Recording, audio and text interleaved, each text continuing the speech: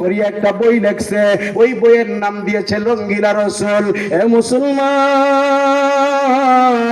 তৎকালীন যুগের ভারতবর্ষের ভিতরে সবচেয়ে বড় আলেম ছিল শাহ আতাউল্লাহ বুখারী রহমতুল্লাহি আলাইহি। শাহ আতাউল্লাহ বুখারী রহমতুল্লাহি আলাইহি জুমার বয়ানের মধ্যে বইসা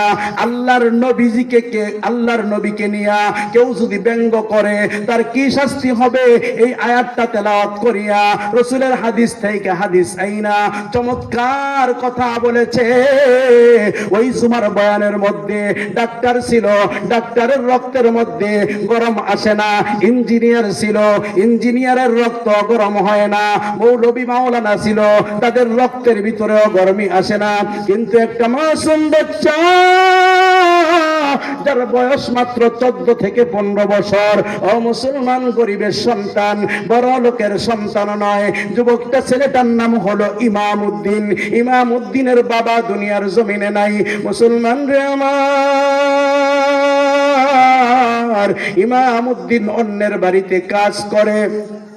ইমাম উদ্দিনের মা অন্যের বাড়িতে কাজ করে। কথায় কথায় কথাটা ইমাম উদ্দিনের কানের মধ্যে যায়। আমার নবীজিকে নিয়ে ব্যঙ্গ কইরা কথা বলছে। ইমাম উদ্দিন সহ্য করতে পারে না। প্রতিটা রক্তের বিন্দু বিন্দুতে আঘাত করতেছে। আমি রাসূলের উম্মত বেঁচে আছি, আমার নবীকে নিয়ে ব্যঙ্গ করবে। ইমাম উদ্দিন কোনো কাজের ভিতরে মনটা বসাইতে পারে না। সন্ধ্যা হয়ে গেলে গো মা, ইমাম উদ্দিন মালিকের কাছে যায়। মালিককে গিয়া ডাকদা বলে, ওগো আমার মনিব, ওগো আমার মালিক, আমি যে কাজ করেছি ইচ্ছা হলে আপনি বিনিময়গুলা দিতে পারেন, আর যদি না দেন তাতেও কোনো সমস্যা নয়, আমি আর আপনার কাজ করব না। মালিক ডাকদা বলে, কেন তুমি কাজ করবা না? কাজ যদি না করো তাহলে খাবা কোথায়, থাকবা কোথায়? বলে, বাসস্থানের ব্যবস্থা করে দিবে আমার আল্লাহ। ইমাম উদ্দিন মালিককে বইরা নিজের বাড়িতে চইলা যায়। সন্তানকে মা দেখা বুকের ভিতরে নেয়। এ যুবক, আজকে মাকে তুমি ভালোবাসতে পারো না, মার কদর তুমি করতে পারো না, মার ইজ্জত তুমি করতে পারো না। যুবক বাবা, ইমাম উদ্দিনের মা সন্তানটাকে বুকের মধ্যে নিয়া ডাকদা বলে, বাবা রে, কোনদিন তো তুমি এই সন্ধ্যার টাইমে আসো না, আজকে কেন আসলা? বলে, মা গো, পরে বলবো। ও মুসলমান, সন্ধ্যার নামাজ, মাগরিবের নামাজ পইরা, এশারের নামাজ পইরা, খাবার খাইয়া মার সঙ্গে বিছানায় যায় ইমাম উদ্দিন ঘুমাইবে। ইমাম উদ্দিন বিছানার মধ্যে গিয়া মার চেহারার দিকে অপলক নেত্রে তাকাইয়া মাকে একটা করুণ কণ্ঠে ডাক দেয়, মা গো, ও মা, একটা কথা বলবো, কথাটা রাখবা কিনা? এমনি সময় মা হাসি মুখে ডাকদা বলে, কি বলবা বলো। মুসলমান, ইমাম উদ্দিন ডাকদা কয়, মাগো, 10 মাস 10 দিন গর্ভে ধারণ করেছ, 2 বছর দুধ পান করাইছ। ও মা, এখন আমি বড় হয়েছি, আমার দায়িত্ব হলো তুমি মার খাবারে ভরণ পোষণের ব্যবস্থা করা। আমি সন্তানের দায়িত্ব হলো তুমি মার বাসস্থানের ব্যবস্থা করা। কিন্তু মা, আমি তো তোমার চাহিদা পূরণ করতে পারতেছি না।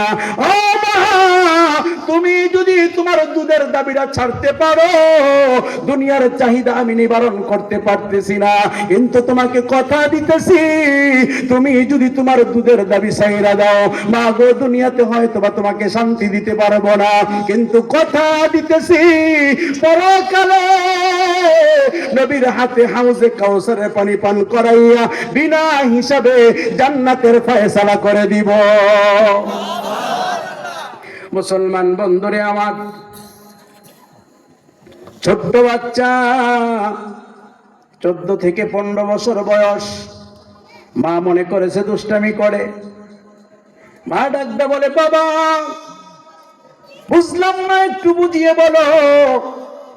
ইমাম উদ্দিন ডাকদা কয়, মা, যেই নবীর জন্য আল্লাহ দুনিয়া সাজাইছে, দুনিয়াটা সাজাইছে কার জন্য? কথা কন। দুনিয়া সাজাইলো নবীর জন্য, আসমান সাজাইলো নবীর জন্য, আরশ সাজাইলো নবীর জন্য, কুরসি বানাইলো নবীর জন্য, জান্নাত সাজাইলো নবীর জন্য। জোরে বলেন ঠিক কিনা?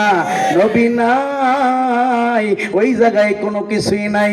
এজন্যই তো কোনো কবিতার কবির ভাষায় বলে তাকবীর মে কলমা মে নামাজু মে আজামে, তাকবীর মে কলমা মে নামাজু মে আজামে, হায় নামে এলাহি সে মেলা নামে মুহাম্মদ। জোরে বলেন ঠিক কিনা? তাকবীরে আমার নবী আছে না নাই? আজানে আমার নবী আছে না নাই? নামাজে আমার নবী আছে না নাই? যেখানে আল্লাহ আছে ওখানে নবী আছে।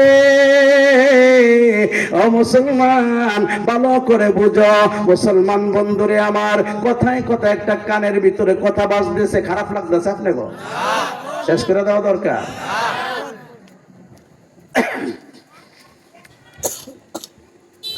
আমরা তো এখন আমাদের মা মহিলা করে ভালোবাসতে জানি না। জোরে বলেন ঠিক কিনা? স্বামী তার স্ত্রীকে ভালোবাসা দেয় না, স্ত্রীও তার স্বামীকে ভালোবাসা দেয় না। বর্তমান সময় এমনটা চলতেছে। কিন্তু আপনি যেই নবীর জন্য পাগল হইছেন, ওই নবী ডাকদা বলতাছে আমি পৃথিবীর মধ্যে তিনটা বস্তুকে, তিনটা জিনিসকে ভালোবাসি। এর ভিতরে এক নাম্বার হলো নেককার নারীকে। কাকে? নেককার নারীকে। আল্লাহ রাসূল হাদিসের মধ্যে বলে আদ-দুনিয়া মাতা ওয়া খায়রু মাতা ইদ-দুনিয়া আল মারআতুস সালিহা। হাদিসের মধ্যে নবীজি বলেন পুরা পৃথিবীটা হলো একটা নিয়ামত, আর এই পুরা পৃথিবীর মধ্যে সর্বোত্তম নিয়ামত হলো নেককার স্ত্রী। কোনকার স্ত্রী? জোরে কথা কন না। আপনারা কি আমাকে ভাষা বুঝেন না?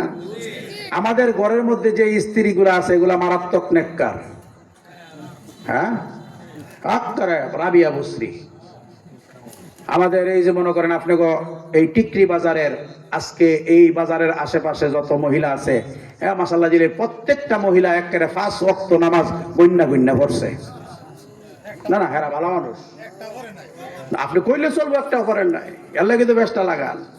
মহিলা করে ভালোবাসা দিতে হবে, কি করতে হবে? মুসলমান বন্ধু আমার নবী, আপনার নবী হাবিবে কিবরিয়া মুহাম্মাদুর রাসূলুল্লাহ সাল্লাল্লাহু আলাইহি ওয়াসাল্লাম তার স্ত্রীদেরকে কেমন ভালোবাসে। নবীজির প্রথম স্ত্রীর নাম হলো খাদিজাতুল কুবরা রাদিয়াল্লাহু তাআলা আনহা। এই খাদিজাতুল কুবরা রাদিয়াল্লাহু তাআলা আনহা নবীজির সঙ্গে যতদিন ছিল, নবীজি দ্বিতীয় বিবাহ করার চিন্তাও করে নাই। জোরে বলেন ঠিক কিনা? এ মুসলমান, খাদিজাও আমার নবীকে কেমন ভালোবাসে, হীরার টুকরা চিনছে। ও মুসলমান, মুক্তার টুকরা চিনে চিনে বুকের ভিতরে স্থান দিয়েছে। খাদিজাতুল কুবরা মক্কার ভিতরে সবচেয়ে বড় ব্যবসায়ী মানুষ, শিল্পপতি মানুষ, কোটি কোটি টাকা খাদিজাতুল কুবরা রাদিয়াল্লাহু তাআলা আনহার। খাদিজাতুল কুবরা রাদিয়াল্লাহু তাআলা আনহা যখন আমার নবীকে বিবাহ করবে প্রস্তাব দিয়েছে, মক্কার কিছু কিছু বেঈমানরা, মক্কাতুল মুকাররমার কিছু কিছু কাফেররা খাদিজাকে গিয়া ডাকদা বলে, খাদিজা তুমি হইলে একজন শিল্পপতি, আর আব্দুল্লাহর বেটা মুহাম্মদ বাড়ি ঘরে কিছুই নাই, তার মধ্যে তুমি কি পাইলা? খাদিজা ডাকদা কয় আমার স্বামীকে অসম্মান করবা, এটা হতে পারে না। যেদিন বিবাহ হয়েছে, বিবাহের দিন খাদিজাতুল কুবরা রাদিয়াল্লাহু তাআলা আনহা আল্লাহর পয়গম্বরের কাছে আসে। আল্লাহর পয়গম্বরের কাছে আইসা নবীজিকে ডাকদা বলে, ওগো নবীজি, আমি খাদিজাতুল কুবরার যত মাল আছে, আমি খাদিজাতুল কুবরার যত সম্পদ আছে, সমস্ত সম্পদগুলো আপনার পায়ের নিচে দিয়া দিলাম। আজকে থেকে এই সম্পদের মালিক আপনি। এ দুনিয়ার মুসলমান, আমার নবী যদি সম্পদের লোভী হইতো, আমার নবী যদি নারী লোভী হইতো, আমার নবী খাদিজাকে বিবাহ করতো না। আমার নবী খাদিজার মালগুলা পাইয়া, ও মুসলমান, নিজের জন্য একটা টাকাও ব্যয় করে নাই, ইসলামের জন্য ব্যয় করেছে। জোরে বলেন ঠিক কিনা? এ মুসলমান, মুসলমান, আল্লাহকে আজকে ভুলে গেছো, কবরের কথা তুমি আজকে ভুলে গেছো, মৃত্যুর কথা তুমি ভুলে গেছো। আজকে কোরআন তুমি তেলাওয়াত করো না। খাদিজাতুল কুবরা রাদিয়াল্লাহু তাআলা আনহা আল্লাহর কালামুল্লাহ শরীফটা তেলাওয়াত করে, তেলাওয়াত করতে করতে করতে করতে আল্লাহ পাকের কালামের মধ্যে একটা আয়াত আছে, খাদিজাতুল কুবরা আয়াতটা তেলাওয়াত করে, আমার আল্লাহ ওই আয়াতের মধ্যে ডাক কয়, ইয়া আইয়ুহাল্লাযীনা আমানুত্তাকুল্লাহ হাক্কা তুকাতিহি ওয়া লা তামুতুন্না ইল্লা ওয়া আনতুম মুসলিমুন। ও মধুপুরের মুসলমান, আল্লাহ পাক কালামুল্লাহর মধ্যে ডাক কয়, ইয়া আইয়ুহাল্লাযীনা আমানু, ও ঈমানদারেরা, আমার আল্লাহ ইয়া আইয়ুহাল কাফিরুন, ইয়া আইয়ুহাল মুনাফিকুন, ইয়া আইয়ুহাল ফাসিকুন বইলা ডাক দেয় নাই। আমার আল্লাহ আপনাকে ডাক দিয়েছে, আমাকে ডাক দিয়েছে। আল্লাহ পাক আপনাকে ডাক কয়, ও ঈমানদারেরা, মৃত্যুবরণ করবা না, তবে মৃত্যুবরণ করবা মুসলমান না হইয়া কিন্তু মৃত্যুবরণ করিও না। মুসলমান বন্ধুরে আমার, খাদিজাতুল কুবরা রাদিয়াল্লাহু তাআলা আনহা যেই মাত্র এই আয়াতটা তেলাওয়াত করে চোখের পানিগুলো রাখতে পারে না, বসে বসে কান্না করতেছে। ও আমার পর্দার আড়ালে আমার মা, আজকে আপনার বাসার মধ্যে শান্তি নাই, আপনার সংসারের মধ্যে শান্তি নাই। শান্তি কোথা থেকে আসবে? আপনি সকালবেলা উঠেন টিভির চ্যানেলটা খুইলা, আপনি ঘুমে যান টিভির চ্যানেল বন্ধ কইরা, জোরে বলেন ঠিক কিনা? ও মুসলমান আমার আম্মা, আপনি আজকে থেকে কালামুল্লাহ শরীফটা আপনার বাসার মধ্যে তেলাওয়াত শুরু করে দেন। আমি আশরাফি ছোট্ট মানুষ বইলা দেয়া যাইতেছি, আপনার ঘর থেকে অশান্তি দূর হয়ে যাবে। শান্তি দেওয়ার মালিক কে? আরেকটু আওয়াজ দিয়া। মুসলমান বন্ধুরে আমার, আল্লাহর পয়গম্বরের স্ত্রী, আমার আপনার আম্মা খাদিজাতুল কুবরা কোরআন তেলাওয়াত করে, চোখের পানিগুলা ছেড়ে ছেড়ে কান্না করে। একটা সময় কোরআন তেলাওয়াত বন্ধ হয়ে যায়, কান্না করতে করতে মাটির মধ্যে পড়ে গিয়েছে। ফাতেমা রাদিয়াল্লাহু তাআলা আনহা তখন ছোট্ট মানুষ। ও ঈমানদার মুসলমান আল্লাহর গোলাম, ফাতেমা রাদিয়াল্লাহু তাআলা আনহা দেখে খাদিজাতুল কুবরা মাটির মধ্যে গড়াগড়ি করে কান্না করে, মার কান্না বন্ধ করতে পারে না। খাদিজাতুল কুবরার কান্না দেখিয়া ফাতেমা দৌড়াইয়া মসজিদে নববীর মধ্যে যায়। মসজিদে নববীর মধ্যে গিয়া আমার আপনার নবীকে ডাকদা বলে, ওগো আমার আব্বা জান, আপনি মসজিদে নববীতে আর বসে থাকবেন না, আমার মা বাসার মধ্যে কান্না করতেছে। আল্লাহর নবীর স্ত্রী কান্না করে, আল্লাহর নবী সহ্য করতে পারে না। আল্লাহর নবী দৌড়াইয়া বাসার মধ্যে আইসা দেখে খাদিজাতুল কুবরা রাদিয়াল্লাহু তাআলা আনহা জমিনের মধ্যে পড়ে কান্না করতেছে। আল্লাহর নবী বৈশা গেছে। আল্লাহর নবী বৈশা খাদিজাকে ডাকদা বলে, ওগো খাদিজা, আপনার কি হয়েছে? আপনি এমন ভাবে কান্না করতেছেন কেন? খাদিজাতুল কুবরা রাদিয়াল্লাহু তাআলা আনহা আমার নবীকে পাইয়া, ছোট্ট একটা বাচ্চা তার মাকে বাবাকে পাইলে পরে যেমনে আঞ্জা দিয়া ধরে, এমনে খাদিজাতুল কুবরা আল্লাহর নবীকে আঞ্জা দিয়া ধইরা। মুসলমান ইমানদার আল্লাহর গোলাম নবীজির বুকের মধ্যে মাথা ডালিয়া মনে হয় যেন বুকের ভিতরে ডুইকা যাবে, কিন্তু কান্না বন্ধ হয় না। আল্লাহর নবী সাল্লাল্লাহু আলাইহি ওয়াসাল্লাম খাদিজাকে ডাকদা বলে, কি গো খাদিজা, আপনি এমন ভাবে কান্না করতেছেন কেন? এমনি সময় খাদিজাতুল কুবরা রাদিয়াল্লাহু তাআলা আনহা আল্লাহর নবীকে ডাকদা বলে, ইয়া রাসূলুল্লাহ, ইয়া হাবিবাল্লাহ, ওগো নবীজি, আপনার সংসার করেছি, জীবনে কোনোদিন কোনো কিছু চাই নাই, আজকে আপনার থেকে আমি কোনো কিছু চাইবো, আপনি আমাকে দিবেন কিনা? আল্লাহর পয়গম্বর তাকায় রইছে আসমানের দিকে। আল্লাহর পয়গম্বর যখন কোনো কিছু বলে না, খাদিজাতুল কুবরা আবার ডাক দেয়, ইয়া রাসূলুল্লাহ, ইয়া হাবিবাল্লাহ, বলেন না আমি খাদিজা যদি আপনার কাছে কোনো কিছু চাই দিবেন কিনা?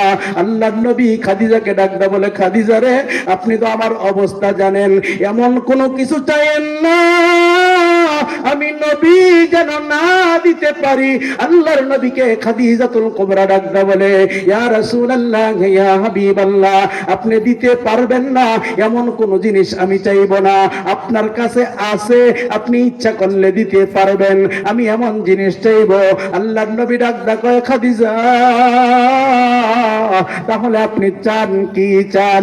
এ টিকরির মুসলমান, স্ত্রীকে কেমন ভালোবাসবা? আল্লাহর নবী ডাকদা কয়, দুনিয়া কুল্লুহা মাতা ওয়া খায়রু মাতাইহা আল মারআতুস সালিহা। পৃথিবীর মধ্যে সর্বোত্তম নিয়ামত হলো একজন নেককার নারী, নেককার স্ত্রী। আপনার স্ত্রীটা যদি নেককার হয়, যদি নেককারনি বানাইতে পারেন, আপনার ঘরের ভিতরে শান্তি আর শান্তি। আর যদি বদকার হয়, তাহলে কোনোদিন আপনি শান্তি পাইবেন না। খাদিজাতুল কুবরা রাদিয়াল্লাহু তাআলা আনহা আল্লাহর পয়গম্বরকে ডাকদা বলে, ইয়া রাসূলুল্লাহ, ইয়া হাবিবাল্লাহ, ওগো নবীজি, আমি যদি আপনার পূর্বে মারা যাই, আমারে কথা দেন, আমাকে যে কাফন পরাইবে, এই কাফনের কাপড়টা আপনি নবীজির একটা জুব্বা মোবারক দিয়া অথবা আপনি নবীজির একটা চাদর দিয়া আমার কাফন বানাইবেন। আল্লাহর পয়গম্বর বলে, খাদিজা গো, আর কি চাও?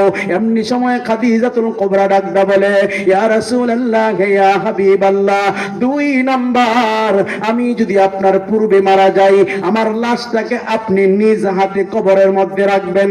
আল্লাহর পয়গম্বর খাদিজাকে ডাকদা বলে, ওগো আমার প্রাণের খাদিজা, আর কোনো কিছু চাওয়ার আছে কিনা? আল্লাহর পয়গম্বরের স্ত্রী, আমার আপনার মা খাদিজাতুল কুবরা রাদিয়াল্লাহু তাআলা আনহা আল্লাহর পয়গম্বরকে ডাকদা বলে, ইয়া রাসূলুল্লাহ, ইয়া হাবিবাল্লাহ, আমার লাশটা যখন আপনি কবরে নামাইবেন, আপনার সাহাবীরা মিলিয়া আমাকে মাটি চাপা দিয়া আমার আত্মীয় স্বজন গুলা চলে যাইবে। আপনি কথা দেন, আমি যতক্ষণ পর্যন্ত না মুনকার নেকিরের প্রশ্নের উত্তর না দিতে পারবো, ততক্ষণ পর্যন্ত আপনি আমার কবর থেকে যাইতে পারবেন না। আল্লাহর পয়গম্বর খাদিজার হাতটাকে হাতের মধ্যে নিয়া আল্লাহর পয়গম্বর রহমতের নবী, বরকতের নবী ডাকদা বলে, খাদিজা, কথা দিলাম যদি আমি হায়াতের জীবনে বাইচা থাকি, আপনি যদি আমার পূর্বে মারা যান, আপনি যেই 3টা জিনিস চেয়েছেন, এই 3টা জিনিস আমি আপনাকে দিব। আল্লাহর পয়গম্বর ডাকদা বলে, খাদিজা, আপনি আমার জুব্বা মোবারকটা কেন চাইলেন, এটা আমি জানতে পারি কিনা? খাদিজাতুল কুবরা ডাকদা বলে, এ টিকরির যুবকেরা, টিকরির মায়েরা, আমার নবীকে তুমি চিনলে না? খাদিজাতুল কুবরা ঠিকই চিনেছে। আল্লাহর পয়গম্বরকে ডাকদা বলে, ইয়া রাসূলুল্লাহ, ইয়া হাবিবাল্লাহ, আপনি নবীর জুব্বা মোবারক যদি আমার শরীরের মধ্যে থাকে, নবীজি কবরের 2 পাশের মাটি আমি খাদিজারে চাপ দিতে পারবে না। সুবহানাল্লাহ, আমি খাদিজারে চাপ দিতে পারবে না।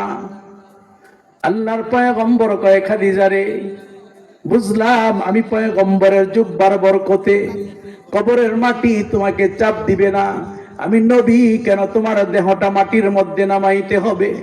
এমনি সময় ডাকদা বলে, ইয়া রাসূলুল্লাহ, ইয়া হাবিবাল্লাহ, ওই যে মাটির ঘরটা, এই মাটির ঘরটা আমার জন্য অপরিচিত। এই মাটির ঘরের মধ্যে পোকামাকড়, এই ঘরের মধ্যে সাপ বিচ্ছু। আল্লাহর পয়গম্বর গো, সাপ বিচ্ছু তো আমারে চিনে না, আল্লাহর পয়গম্বর পোকামাকড় তো আমারে চিনে না। আপনি যদি আমার কবরে নামেন, আপনি নবীর কবর নামার সাথে সাথে আপনি নবীর পায়ের বরকতে কবরের পোকা মাকড় গুলা আমার কবরে যাইতে পারবে না। সুবহানাল্লাহ কই দেন না? কবরের সাপ বিচ্ছু গুলা আমার কবরে আসতে পারবে না। আল্লাহর পয়গম্বর ডাকদা বলে, খাদিজা বুঝলাম দুইটা বিষয়, 3 নাম্বার বিষয়টা বললেন আমি বসে থাকবো। এমনি সময় ডাকদা বলে, খাদিজা ও আল্লাহর পয়গম্বর, শুনেছি মুনকার নেকির নাকি বড় ভয়ানক, তারা তো আমারে চিনে না। আল্লাহর পয়গম্বর গো, আল্লাহর ফেরেশতা তারা, এরা যদি আইসা আমারে ধমক দেয়, আমি যদি উত্তরটা না দিতে পারি, কবরটা আমার জন্য জাহান্নামের টুকরা হয়ে যাবে। আল্লাহর পয়গম্বর, জাহান্নামের শাস্তি আমি বরদাস্ত করতে পারবো না। আল্লাহর পয়গম্বর ডাকতে বলে, খাদিজা কথা দিলাম যতক্ষণ পর্যন্ত মুনকার নেকিরের প্রশ্নের উত্তর না দিতে পারবেন, ততক্ষণ পর্যন্ত আমি আপনার কবরের মধ্যে বসে থাকবো। ও মুসলমান, খাদিজাতুল কুবরা রাদিয়াল্লাহু তাআলা আনহা দুনিয়া থেকে বিদায় নিয়ে যায়। আল্লাহর পয়গম্বরের জুব্বা মুবারক পরাইয়া তার কাফনের ব্যবস্থা করা হয়। আল্লাহর পয়গম্বর নিজে কবরের মধ্যে নাইমা খাদিজার লাশটাকে নামায়। আল্লাহর পয়গম্বর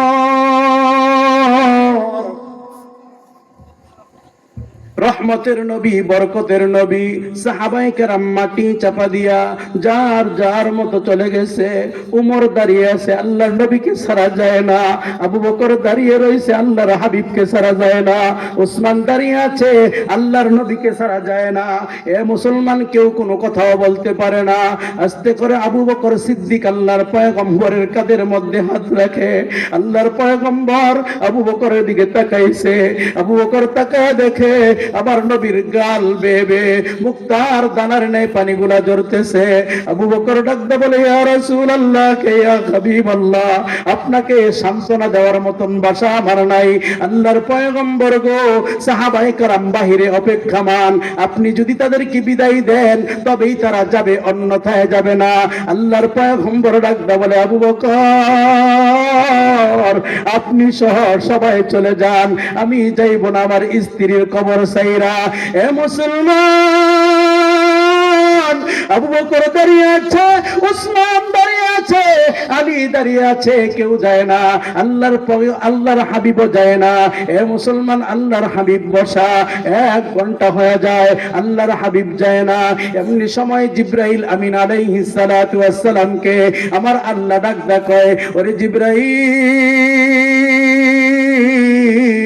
যারে যা আমার বন্ধুর কাছে যা, আমার বন্ধুর গিয়া সালাম কর। আমার বন্ধু যতক্ষণ পর্যন্ত খাদিজার কবরের সামনে বসা থাকবে, মুনকার নেকির ফেরেশতা ততক্ষণ পর্যন্ত যাইতে পারবে না। যা যা, আমার হাবিব প্রশ্নের উত্তর দিতে হবে না।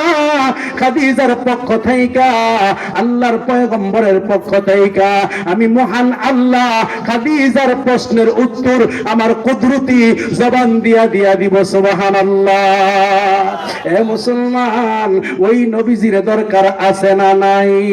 মুসলমান ভাইরা আমার, ও যুবক বাবা, বৃদ্ধ বাবা, পর্দার আড়ালে আমার মা আলিমুদ, মনে আসেনি আপনি গো? আলিমুদ্দিনের কথা মনে আছে তো? আলিমুদ্দিন মাকে ডাকতে বলে, মা, দিল্লি শহরের এক ঘাতক, এক বেঈমান আমার নবীকে নিয়ে কটূক্তি করে একটা বই লেখছে। মা গো, আমি প্রতিজ্ঞা করেছি, তুমি যদি আমাকে বিদায় দাও, তোমার দুধের দাবি যদি ছেড়ে দাও, ও মা, ততক্ষণ পর্যন্ত আমি তোমার বুকে ফিরে আসবো না, যতক্ষণ পর্যন্ত নবীর ওই দুশমনকে পৃথিবী থেকে বিদায় না করবো। সুবহানাল্লাহ। এটাই তো কবিতার কবির ভাষায় বলে, ডরতা নেহি দুনিয়া মে মুসলমান কিসি সে, ডরতা নেহি দুনিয়া মে মুসলমান কিসি সে, जब मिल गई है दौलत ईमान नबी से, जब मिल गई है दौलत ईमान नबी से। ओ टिकरी बाजारेर मा, ইমামউদ্দিনের মা কত বড় ভাগ্যবান মা। ইমামউদ্দিনের মা সন্তানকে বুকের মধ্যে জড়াইয়া চোখের পানিগুলা ছাইরা দেয়। ইমামউদ্দিন মনে করেছে তার মা তাকে বিদায় দিবে না, দুধের দাবি ছাড়বে না। ইমামউদ্দিন ডাকদা বলে, মা, আমার মতন সন্তান থাকলেই কি আর না থাকলেই কি, মা গো আমি তো তোমার চাহিদা পূরণ করতে পারতেছি না। এমনি সময় ইমামউদ্দিনের মা ডাক কয়, রে আমার যুবক বাবা। ইমামউদ্দিনের মা ডাকদা বলে, আয় তুমি আমার বুকে আয়, আমি গরিবের সন্তান, আমি গরিব একজন স্ত্রী, আমার পেটের মধ্যে যে এমন স্বর্ণের টুকরা, আমার পেটের মধ্যে যে এমন মানিকের টুকরা আমি জন্ম দিয়েছি, আমি জানি না। আমি মা আমার দুধের দাবি ছেড়ে দিলাম, আর তোকে আমি একটা ওসিয়ত করতেছি, তোর থেকে আমি একটা ওয়াদা নিতেছি, যতক্ষণ পর্যন্ত নবীর দুশমনকে তুমি পৃথিবী থেকে বিদায় না করবা, ততক্ষণ পর্যন্ত আমি মার বুকে ফিরে আসবা না। ও মুসলমান, রাত্রটা কাটাইয়া ইমানদার মুসলমান বন্ধুরা সকালবেলা ফজরের নামাজ পড়িয়া মা থেকে কিছু টাকা পয়সা নিয়া ইমামউদ্দিন দিল্লি শহরের দিকে রওনা দিয়েছে। মুসলমান দিল্লি শহরের মধ্যে আইসা একটা চাকু ক্রয় কইরা ওই চাকুটা পিছনের মধ্যে গুছাইয়া ইমামউদ্দিন যেই রঙ্গিলা রসুল বই লেখছে ওই লেখককে তালাশ করতেছে। তালাশ করতে করতে করতে করতে তার লাইব্রেরির সামনে চইলা আসে। লাইব্রেরির সামনে আইসা, দোকানের সামনে আইসা দেখে একটা দারোয়ান, একটা প্রহরী, একটা গার্ড দাঁড়ানো। এমনি সময় ডাক কয়, রঙ্গিলা রসুল রেখছে এই দোকানের মালিক? ওই দারোয়ান বলে, হ্যাঁ। ও মুসলমান, ছোট্ট ইমামউদ্দিন শান্ত কণ্ঠে ডাকদা বলে, মালিকের সঙ্গে দেখা করা যাবে কিনা? বলে, তুমি দাঁড়াও দেখি, দেখা করানোর ব্যবস্থা করা যায় না। এ যুবক বাবা, বৃদ্ধ বাবা, পর্দার আড়ালে আমার মা, ইমান কাকে বলে? নবীর প্রেমে যদি পাগল হইয়া দুনিয়া ছাড়তে পারো, নবীর প্রেমে যদি পাগল হইয়া দুনিয়ার মধ্যে থাকতে পারো, আমার আল্লাহ আগাম জানায়া দিয়েছে শান্তির ব্যবস্থা আমি আল্লাহ করে দিব। ও মুসলমান, নাইট ঘাট অন্দর মহলে গিয়া ভিতরে গিয়া ডাকদা বলে, বহু দূর থেকে একটা বালক এসেছে আপনার সঙ্গে দেখা করার জন্য। লেখক মনে করেছে তাকে উপহার দেওয়ার জন্য, উপটোকন দেওয়ার জন্য এসেছে, পুরস্কার দেওয়ার জন্য এসেছে। লেখক ডাকদা বলে, যাও তারে ভিতরে প্রবেশ করার অনুমতি দাও। যেই মাত্র ভিতরে গেছে, গিয়া দেখে একটা মোটা তাজা বেড়া, চেহারা অত সুন্দর নয়। ও মুসলমান, কোন নাস্তিকের চেহারা সুন্দর থাকে না, জোরে বলেন ঠিক কিনা? ইমানদার আল্লাহর গোলাম ইমামউদ্দিন মালিকের সামনে গিয়া, নাস্তিকের সামনে গিয়া ডাকদা বলে, এই বইটা কি তুমি লেখছো? ওই বেড়া গর্বকেরা বলে, হ্যাঁ আমি লেখছি। ও মুসলমান, ইমামউদ্দিন আবার ডাকদা কয়, ভালো করে বুঝে শুনে বলো, এই বইটা কি তুমি লেখছো? এবার ডাকদা বলে, হ্যাঁ আমি লেখছি। বলতে দেরি হয়, ইমামউদ্দিন গায়ের মধ্যে খালিদ বিন ওলীদের শক্তি আইনা, হযরত আলীর শক্তি আইনা পিছন থেকে চাকুটা লইয়া ওই নাস্তিকের পেটের ভিতরে একটা পার দেয়। ও মুসলমান, দ্বিতীয়বার আরেকটা গাই দেয়, তৃতীয়বার আরেকটা গাই দেয়, এইভাবে তিনটা গাই দিয়া ওই নাস্তিককে দুনিয়ার থেকে বিদায় করে দেয়। যেই মাত্র বিদায় হয়ে যায়, নাস্তিক একটা চিৎকার দিয়েছে। নাস্তিকের চিৎকারটা শুনিয়া মুসলমান প্রহরী ওই নাইট গার্ড ভিতরে ঢুকে দেখে রক্তে রঞ্জিত ওই লোকটা ফ্লোরের মধ্যে পড়ে আছে। ইমামউদ্দিন দৌড় দেয় না, ইমামউদ্দিন বাগে না, ইমামউদ্দিন কোথাও যায় না, শান্ত শিষ্ট ভাবে দাঁড়ানো আছে। নাইট গার্ড তারে দইরা একটা চিৎকার মারছে, কে কোথায় আসো, আসো, আমার মালিককে হত্যা করেছে। ইমামউদ্দিন দৌড়ায় না, ইমামউদ্দিনের চেহারার মধ্যে কোনো ভয় নাই, ইমামউদ্দিনের চেহারার মধ্যে কোনো টেনশনের চাপ নাই। মুসলমান বন্ধুরে আমার, ইমামউদ্দিনকে দইরা ওই জায়গায় কেউ কিল দেয়, কেউ ঘুষি দেয়, কেউ লাত্তি দেয়, ইমামউদ্দিন কোনো কিছু কয় না। মুসলমান বন্ধু আমার, যেই মাত্র সংবাদটা ছড়াইছে নাস্তিককে দুনিয়ার থেকে বিদায় করে দিয়েছে, মুসলমানদের ভিতরে আনন্দের উল্লাস। মুসলমানরা চেষ্টা করেছিল হত্যা করতে পারে না, মুসলমানরা চেষ্টা করেছিল নাস্তিককে বিদায় করতে পারে না। ছোট্ট একটা বালক আল্লাহর নবীর দুশমনকে দুনিয়ার থেকে বিদায় করে দিয়েছে। মুসলমানদের ভিতরে উল্লাস, নাস্তিক পাড়ায় বেদনার ছাপ পড়ে গেছে। মুসলমান পুলিশ তারে গ্রেফতার করে জেলখানায় নিয়ে যায়।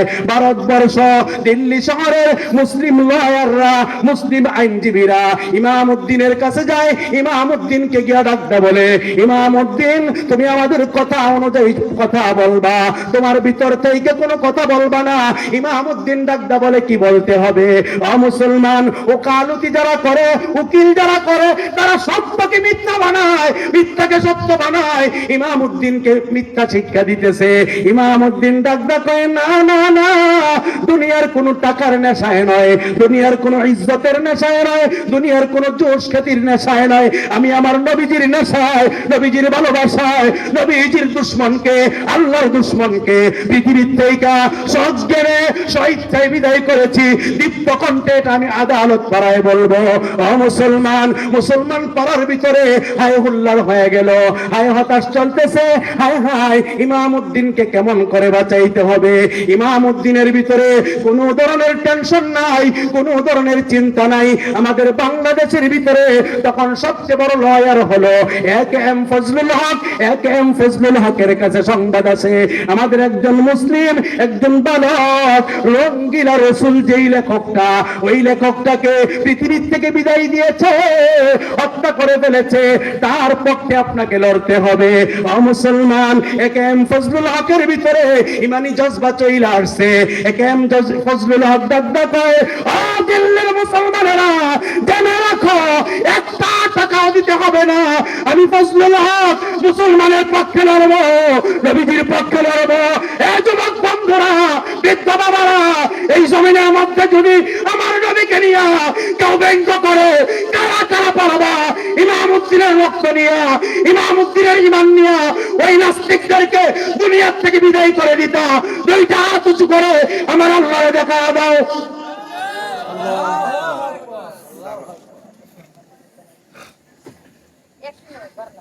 মুসলমান বন্ধু আমার, খারাপ লাগতেছে আপনার?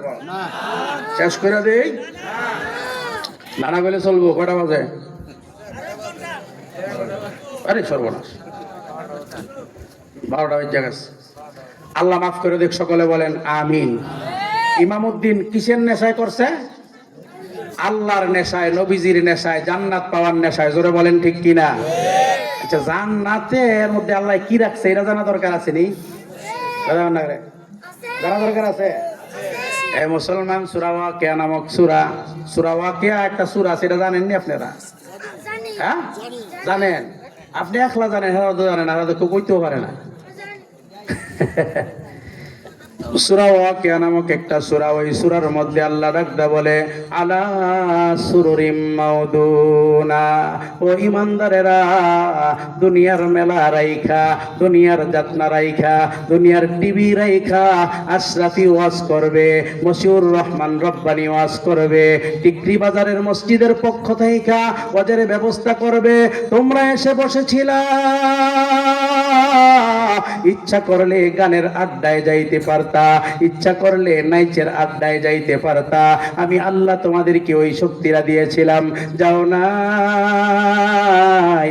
আমি আল্লাহ তোমাদেরকে জান্নাত দিব এই নেশায়। এবার আসো, আমি আল্লাহ জান্নাতের মধ্যে কি রাখছি তোমাদেরকে একটু শোনাই। আমার আল্লাহ ডাকদা কয়, আলা সুরুরিম মাউদুনা, ও ঈমানদারেরা, আমি আল্লাহ যারা জান্নাতে যাইবে প্রত্যেকটা জান্নাতীকে একটা করে স্বর্ণের চেয়ার দান করব। আরো আস্তে কোন, এই যে ফকির সবাই চেয়ার বাড়িতে স্বর্ণের চেয়ার আছে, জামাতের নেতা আইছে হের বাড়িতে স্বর্ণের চেয়ার আছে, মধুপুর কোন থানার কোন বাড়িতে স্বর্ণের চেয়ার আছে। কিন্তু আমার আল্লাহ ডাকদা কয়, আলা সুরুরিম মাউদুনা, ও ঈমানদার বান্দারা, আমি আল্লাহ প্রত্যেককে একটা করে স্বর্ণের চেয়ার দিব। ও মুসলমান, প্রশ্ন করতে পারেন, আশরাফি সাহেব স্বর্ণের চেয়ারটা যে দিবে এটা আমরা কি করব? আমরা তো দেখি আমাদের মা মহিলারা ঘরের ভিতরে কিছু হান্ডি ফাতিল কিনে, এই হান্ডি ফাতিল গুলা কিনা আলমারির মধ্যে সাজায়া রাখে, বছর কি বছর পর্যন্ত ব্যবহার করে না। জোরে বলেন ঠিক কিনা? কিনে কি গেলে গিয়া এই মনে করেন মশালা দিলে পুরা বাড়িটা একেবারে ফান্ডি বাতিল দিয়া কাছের পাত্র দিয়া বইরা লাইব, কিন্তু হুজুর নিয়ে দাওয়াত দিলে দেখা যায় একটা বাঙ্গা ফেলেও বাদ দেয়। আছে না নাই? কথা বল না করে, কথাটা কি সত্য বললাম না? আলমারির ভিতরে শোকেসের ভিতরে কত দামি দামি ফেলেট, এই ফেলেটটি রাইখা যেই ফেলেটে দাগ দুগ হয়ে বসে রয়েছে, যেটা দেখলে খাবার রুচি আছে, খাবারের রুচি বন্ধুত্ব নষ্ট হয়ে থাকা, জোরে বলেন ঠিক কিনা? এমন একটা ফেলেট, এমন একটা মগাইনা দেয় যে খান। তো এটি কিনছেন কি করতে? দেহানের লাগিয়া। মুসলমান বন্ধু আমার, আমার আল্লাহ ডাক হয় স্বর্ণের চেয়ার দিব, এটা কি দেখবি না তামসা চাইবি? আমার আল্লাহ ডাক হয় তোরা কইতাতি না, আমি আল্লাহ নিজে বলতাছি মুত্তাকিইনা আলাইহা মুতাকাবিলিন। আমার আল্লাহ ডাক হয় একজন জান্নাতি আর একজন জান্নাতির সামনাসামনি বসবে। দুনিয়ার এই যে মঞ্চটা সাজাইছে, সামনে এক কাতার চেয়ার, পিছনে আরেক কাতার চেয়ার। দুনিয়ার সিস্টেম হলো সামনের চেয়ার গুলার ভিতরে সুদখোর, ঘুষখোর, লুচ্চা, বদমাশ, বাটপার বসে। জোরে বলেন ঠিক কিনা? কথা মিছা কথা কইলা? সামনের চেয়ারের মধ্যে কোন ইমানদারকে দেওয়া হয় না। সুদ খায়, ঘুষ খায়, বাটপারি করে, চিটারি করে এরা বসে। দ্বিতীয় প্রকার, দ্বিতীয় লাইনে যেই চেয়ার গুলা হয়, এটু যারা একটু কম খায় হেরা বয়। তৃতীয় কাতার যেই চেয়ার গুলো আছে প্লাস্টিকের চেয়ার, এই চেয়ার গুলার ভিতরে নামাজি বসতেও পারে আবার নাও হইতে পারে। জোরে বলেন ঠিক কিনা? আমার আল্লাহ ডাক হয় না না না, জান্নাতের ভিতরে এমন সিস্টেম হবে না। জান্নাতের ভিতরে কি হবে? মুত্তাকিইনা আলাইহা মুতাকাবিলিন। একজন জান্নাতি আরেকজন জান্নাতিকে পিছন দিক দিয়ে বসবে না, বরং সামনাসামনি বসবে। ও মুসলমান, ঢাকা গেছেন বেড়াইতে, ঢাকা বেড়াইতে গিয়া 5 তারকা hotel, super star hotel, international হোটেলের ভিতরে ঢুকছেন। আপনার ছেলে আপনার নাতি ঢুকাইছে, দাদা কোনোদিন ঢাকার ভিতরে আসো নাই, আসো একটা সুন্দর হোটেল হয়েছে। হোটেলটার ভিতরে ঢুকাইয়া আপনাকে বসাইছে। বসা মাত্র কিছু সুন্দর সুন্দর ছেলে আইসা আপনাকে ডাক হয় স্যার কি খাইবেন? জোরে বলেন ঠিক কিনা? এ মুসলমান, সরকারে কইছে যেই বেড়া ক চিনে না ফ চিনে না, এমন বেড়ারে ও সার কয়। ও মুসলমান, দুনিয়ার 5 তারকা হোটেলের ভিতরে ঢুইকা একটা মূর্খ মানুষ যদি সার হইতে পারে, আর নামাজ পইরা রোজা রাইখা মসজিদ মাদ্রাসাকে ভালোবাসা, ও মুসলমান দুনিয়ার সব আনন্দ উল্লাসকে বাদ দিয়া আল্লাহর প্রেমে পাগল হইয়া আল্লাহ যেইভাবে বলছে ওইভাবে চলার চেষ্টা করছি, জান্নাতের ভিতরে গেছি, আমাদেরকে সার কই না কিছু লোক লাগবে কি লাগবে না? দুনিয়াতে যদি এটা হোটেলের মধ্যে ঢুকলে গিয়া সার সার কয়, তাহলে এই যে মনে করেন আপনারা কষ্ট করে বইছেন, কষ্ট করে দিন অর্জন করতেছেন, মসজিদ মাদ্রাসা করেন, তাহলে ওইখানে বসার পরে আম করে সার সার কোক সার সার, এটা শুনতে অত ভালো লাগে। জোরে বলেন ঠিক কিনা? এটা ব্যবসা পায় না? এ মুসলমান, আল্লাহ ডাকদা বলে ব্যবসার ব্যবস্থা করব। আমরা কইলাম কই কেমনে করবেন? কইয়া দেন। আল্লাহ ডাকদা কয়, এর পরের আয়াতটা তেলাওয়াত করো। আল্লাহ ডাকদা বলে ইয়াতুফু আলাইহিম বিলদানুম মুখাল্লাদুন। আমার আল্লাহ ডাকদা কয় জান্নাতীরা জান্নাতের ভিতরে বসবা, বসা মাত্র চির কিশোর, যারা কোনোদিন বড় হইবে না, যারা কোনোদিন ছোট হইবে না, এমন কিছু কিশোর আইসা আপনাদেরকে সার সার বলবে। ও মুসলমান, চমৎকার একটা হাদিসের কথা মনে আইছে। হাদিসটা কি কমনি? আল্লাহ নবী ডাকদা কয় কুল্লু মান ফিল জান্নাতি ফি সিন্না সালাসিনা ওয়া সালাসিনা সানা। আমার নবী ডাকদা কয় প্রতিটা জান্নাতি জান্নাতের ভিতরে যাওয়ার পূর্বে 5 জন পয়গম্বরের গুণ আমার আল্লাহ তাদেরকে দান করবে। 1 নাম্বার গুণ হলো, ও মুসলমান, আমার আল্লাহ প্রত্যেকটা জান্নাতীকে 33 বছরের যুবক বানায়া দিবে। সুবহানাল্লাহ। এ মুসলমান, ওই জান্নাতের ভিতরে যাওয়া দরকার আছে না নাই? আল্লাহ তাআলা কোরআন শরীফের মধ্যে ডাক কয়, যদি জান্নাতে যাইতে চাও জান্নাত আমি তোমাদেরকে দিলাম। কোরআন শরীফের মধ্যে আল্লাহ বলতেছে, ইন্নাল্লাহা আশতারা মিনাল মুমিনিনা আনফুসাহুম ওয়া আমওয়ালাহুম বিআন্না লাহুমুল জান্নাহ। আমার আল্লাহ ডাক কয়, আমি আল্লাহ তোমাদের কাছে তোমাদের জান এবং মালের বিনিময় জান্নাতকে বিক্রি করে দিলাম। ও মুসলমান, জান দিয়া জান্নাত কেনার জন্য আসছি, আর একটা মাল লাগবে। ও মুসলমান, আমার আল্লাহ কোরআন শরীফের মধ্যে সুস্পষ্ট ভাবে বলছে, ইন্নাল্লাহা আশতারা মিনাল মুমিনিনা আনফুসাহুম ওয়া আমওয়ালাহুম বিআন্না লাহুমুল জান্নাহ। তোমাদের কাছে তোমাদের জান এবং মালের বিনিময়ে জান্নাতকে বিক্রি করলাম। আমরা কারা কারা জান্নাত কিনতে চাই? দুইটা হাত উঠায়া দেখি। আল্লাহ কবুল করুক। সকলে বলেন আমিন, সকলে বলেন মারহাবা, সকলে বলেন আল্লাহু আকবার।